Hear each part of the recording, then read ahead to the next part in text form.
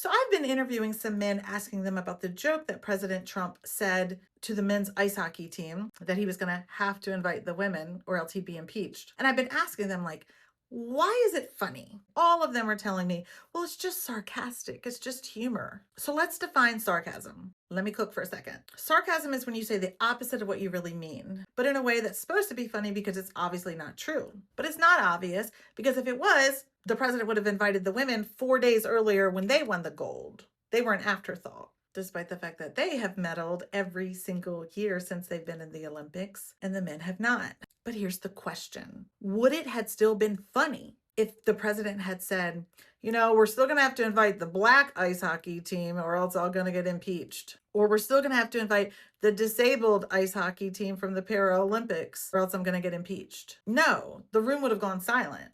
But it is funny if it's about women, and that's called sexism.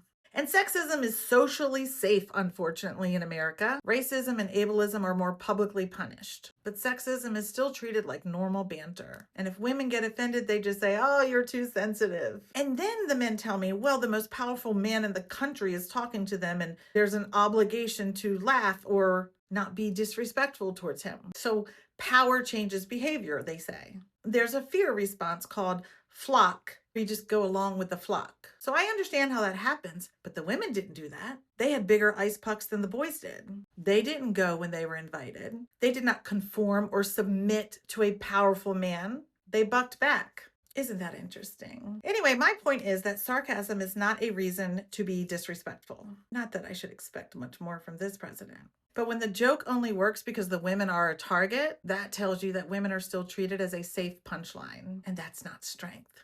That's lazy.